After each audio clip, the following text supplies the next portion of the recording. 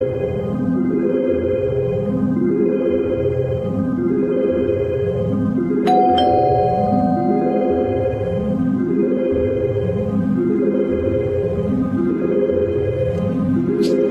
चौहान। जी। Ma'am आपका parcel. भैया नहीं चाहिए प्लीज। मैम अगर आपको नहीं चाहिए तो आपने जहाँ से ऑर्डर किया वहाँ से आप रिटर्न रिक्वेस्ट डाल दीजिए, वापस हो जाएगा, पर यहाँ तो आपको लेना पड़ेगा। ठीक है दीजिए। मैम हाँ एक गिलास पानी मिलेगा? भैया आप कहीं और पी लो पानी प्लीज। मैम बहुत ज़ोरों की प्यास लगी है। ठीक है लाती हूँ।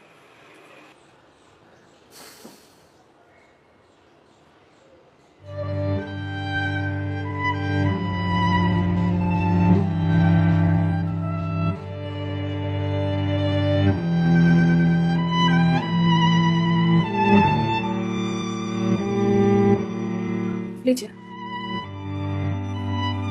लीजिए भैया, देख क्या रहे हैं?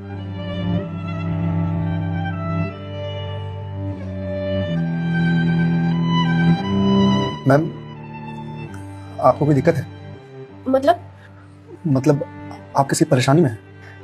भैया पानी पीकर गिलास दीजिए आप। मैम छोटा हूँ, बड़ी बात कह रहा हूँ, पर अगर आप किसी परेशानी में हैं तो आप मुझे बता सकती हैं। भैया आप पानी पीजिए, ज्यादा समाज से भी मत बनिए। मैम दुख बांटने से कम होता है। अच्छा, और आपको किसने कहा कि मैं दुखी हूँ? मैम अगर आप दुखी नहीं हैं तो फिर वो फंदा क्यों लगा रखा है? मैम मैंने सुना है खुशियाँ बांटने से बढ़ती हैं और दुख बांटने से कम होता है। मैम बड़े से बड़ा दुख कम हो जाता है अगर आपके पास कोई सुनने वाला हो। मैम प्लीज़ मैम रोइए मत मैम। मैम देखिए ये तो मुझे नहीं पता कि आपको क्या परेशानी है, पर अगर आप मुझे बताएंगे तो शायद मैं कोई सोल्यूशन निकाल पाऊँ। नहीं, कोई मेरे लिए कुछ नहीं कर सकता। मेरे पास मरने के अलावा कोई ऑप्शन नहीं है। मैम ऑप्शन तो ढूंढने से मिलता है ना। आप एक बार मुझे बताइए ना, शायद मैं कोई जीने का ऑप्शन ढूंढ पाऊँ आपके लिए। क्यों बताऊं तुम्हें? क्या कर लोगे तुम? मैंने बोला ना, मेरी हेल्प कोई नहीं कर सकता है। मैम आप अगर मुझे नहीं बताएंगे तो मैं वैसे भी कुछ नहीं कर पाऊंगा, पर अगर आप मुझे बताएंगे तो शायद मैं कोई हल निकाल पाऊँ। और अगर कोई हल नहीं निकला तो आप तो वैसे भी सुसाइड करने जा रही थी, तो जाने से पहले अपना दुख मुझे बताते जाइए प्लीज। Please ma'am.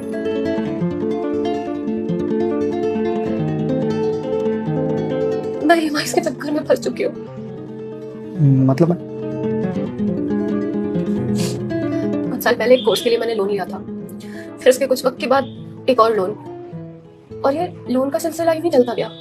इस महंगाई के जमाने में पैसे की जरूरत तो हर किसी को पड़ती है, मुझे भी थी। मैंने प्राइवेट कंपनी से भी लोन लिए, ज्यादा ब्याज पर, और अब मैं उन्हें चुका नहीं पा रही हूँ। क्यों मैम, आपके पास जॉब तो होगी ना? जॉब थी, पर मैं जिस कंपनी में जॉब करती थी उस कंपनी ने मुझे ये कहकर टर्मिनेट कर दिया कि फाइनेंशियल लॉस के कारण वो मुझे और मुझ जैसे कुछ एम्प्लॉयज को सैलरी नहीं दे सकते। तो मैम आप किसी और कंपनी में ज्वाइन कर लो, बहुत सारी कंपनीज हैं यहाँ पे। तुम्हें क्या लगता है मैंने अप्लाई करने का ट्राई नहीं करा होगा? जॉब नहीं खोजी होगी? बहुत की थी, पर इस रिसेशन के जमाने में जॉब मिलना कितना मुश्किल है कि तुम जैसे डिलीवरी बॉय को क्या पता। आई एम सॉरी मैम, शायद आप सही कह रही हैं, मुझे इस बारे में कोई जानकारी नहीं। जॉब जाने के बाद मेरे से चीजें हैंडल नहीं हो रही हैं।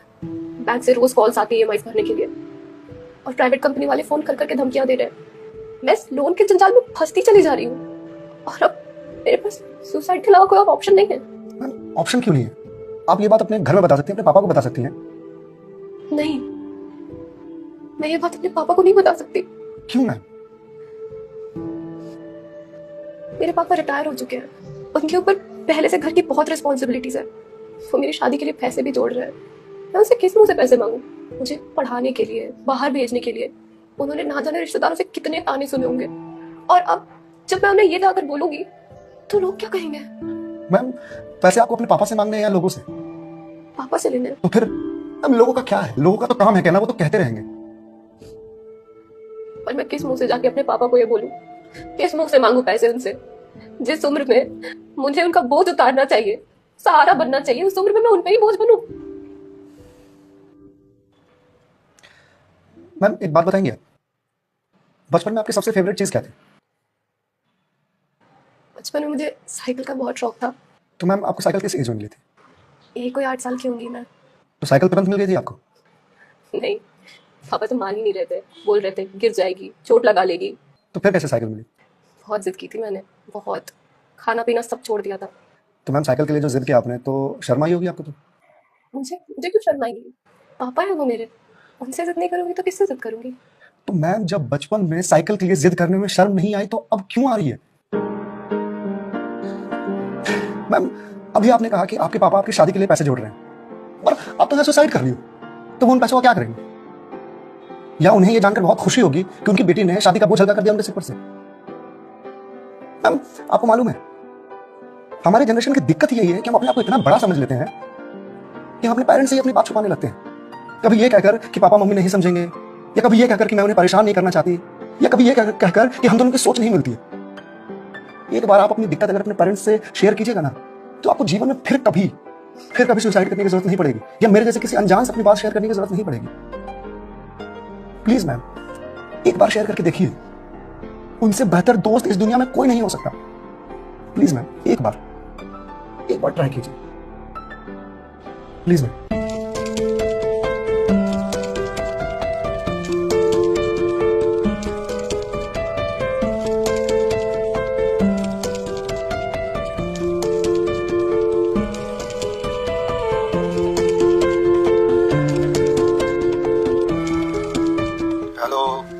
हेलो पापा।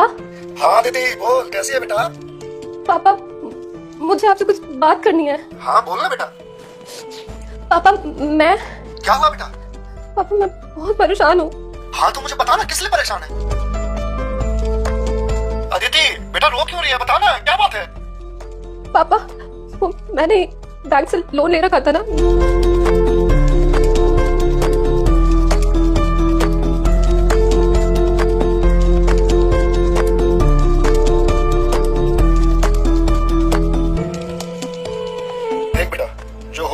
सो हो गया, तो चिंता मत कर, मैं हूं ना, अभी तेरा बाप जिंदा है, मैं काम करता हूं, मैं कल ही तेरे पास आता हूं, तो बिल्कुल भी चिंता मत कर। हाँ पापा आप प्लीज आ जाइए। देखा मैं, आपके पापा आपके एक फोन पर यहाँ आने को तैयार हो गए और आप इतने दिनों से अकेले सफर कर रहे थे। मैम मम्मी पापा से बढ़िया दोस्त कोई हो ही नहीं सकता, आप एक बार उन्हें दोस्त बना करके तो देखिए। आप सही कह रहे हैं भैया, मम्मी पापा से अच्छा दोस्त कोई नहीं हो सकता है। Thank you. It's okay ma'am, ये लीजिए क्लास। वंस अगेन भैया thank you so much. It's okay ma'am, bye. Ma'am जी मेरे पास आपके लिए कुछ है, ये रुकिएगा, मैं थोड़ी देर में आता हूँ।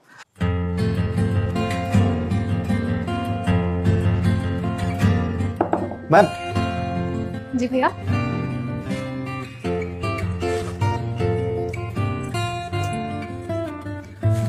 मैम ये आपके लिए। भगवत गीता। जी मैम 2020 का साल मेरे लिए बहुत बुरा था। कोरोना में मेरी जॉब चली गई। पहले के कुछ महीने जो थे वो तो सेविंग्स से निकल गए, लेकिन उसके बाद के कुछ महीने बहुत ज़्यादा टफ था। मेरे ऊपर भी आपकी की तरह बहुत सारे EMIs थे जो मैं पे नहीं कर पा रहा था, जिस वजह से मैं बहुत परेशान था और सुसाइड करने की सोचने लगा था। और एक दिन तो सुसाइड करने निकल भी गया था, लेकिन पापा ने मुझे पकड़ लिया। पहले तो बहुत डांटा, फिर उसके बाद सीने से लगा करके कहा कि तू चिंता क्यों करता है, मैं हूं ना। उन्होंने मेरे सारे बिल्स पे किए और उसके बाद ये भगवत गीता दिया मुझे और बोला बेटा जीवन में जब भी कोई परेशानी आए, किसी चीज का हल ना मिले तो ये पढ़ लेना, इसमें जीवन की सारी परेशानियों का हल तुझे मिल जाएगा। और मैम वो दिन है और आज का दिन है। आज जिस कंपनी से मैं आपको डिलीवरी करने के लिए आया हूँ वो मेरी ही कंपनी है। आपकी अपनी कंपनी है? जी मैम, कोरोना के बाद मैंने अपना स्टार्टअप शुरू कर दिया था जॉब जाने के बाद, क्योंकि जॉब मिल ही नहीं रही थी।